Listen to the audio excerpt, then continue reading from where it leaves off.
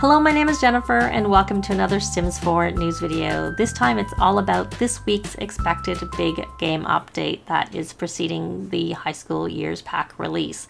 So I'm going to go over the expected timing of the game update and a recap of how to prepare and also what's expected in the game update. To start with, it is expected tomorrow, July 26th, and the usual release time for updates is 10 a.m. Pacific. I have a screenshot up there that shows when that will be in certain time zones. And as always, I will link below so you can find out when that will be in your own time zone in the description box down below. As for how to prepare, there are the details listed on the screen. I do have a tutorial video, so you can go check that out if you want more detailed walkthrough. I highly recommend you make a backup of your saves. You should move your mods folder to your desktop, even though mods and CC are automatically disabled with most updates, and this update is a major one. They will be disabled and they are expected to break. It is actually more thorough to move them to the desktop, and then after you update, repair your game in Origin and delete your local thumb cache. Obviously, this is for computer players. And one thing I do want to comment is that if you want to temporarily avoid the update, then you should make sure automatic updates are off in Origin. And then once the update goes live, then you should go offline with Origin. You don't need to do it before, you just need to do it once the update goes live. Because as long as you've turned off those automatic updates, it won't update automatically. So moving on, what's expected in the game update is some new stuff, which I'll touch in a little bit more detail. And also we are expecting some bug fixes. Hopefully everything from the July 19th laundry list will be fixed, and maybe, fingers crossed, a little bit more. Now we are getting body hair that is coming to base game, and that is going to be arm, leg, chest, and back, and it is supposed to be available to both genders, but the high school years pack will add the ability to shave. That is not in the base game update. We are also getting the ability to set our Sim's sexual orientation.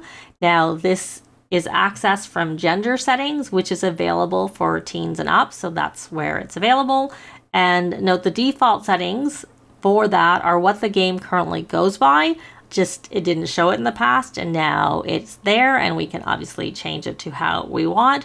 Now EA has a blog post with more details, which I will link down below. The next thing that we're getting is wants and fears. Now these replace whims. You are able to disable them, same as whims. I don't know if they're going to be defaulting to on or off. Whims default to off. I'm not sure which way this is going to go.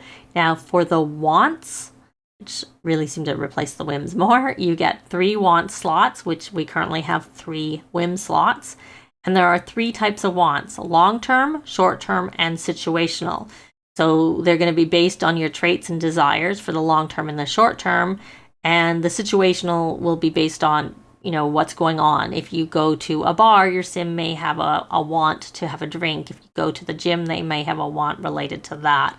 Now, it is supposed to mean that we don't get all the quote whims for B boxes like we currently get. And they did say that there were a lot of wants and fears that related to the pack, the high school years pack. And I think they've gone back and done some for the other packs. I'm not sure how much.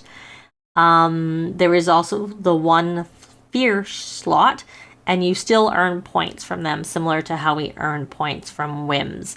So the next thing that we're getting is we're getting a new phone UI and more phone skills, and they showed that there's a couple of new phone options that come with the pack.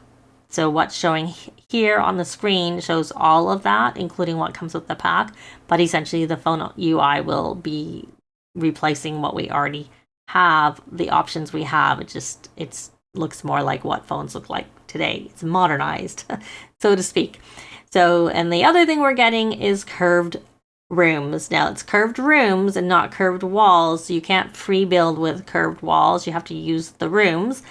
And there is a sort function for doors and windows that should work better based on the size of the curve, which they showed in the live stream, and I have a little clip there. But also James Turner has a good video where he did some building with curved rooms. So if you want to see that in more detail, I would recommend checking out his channel. If I remember, I'll link to it. If I can find the video, I'll link to it. but it's easy enough probably to just go, he's got a lot of stuff for the pack. And that was kind of it, just in a nutshell. Now, for the bug fixes, I show the July 19th laundry list here. I also did a separate video on it where I talked about the various things in a little bit more detail. So if you want more detail, I recommend going and checking that out. So as I said, hopefully they actually fix all the things on the laundry list. It's no guarantee. It's just what they're hoping to fix. If things don't go well, then they won't fix them all. And I'm fingers crossed they maybe fix a few more things.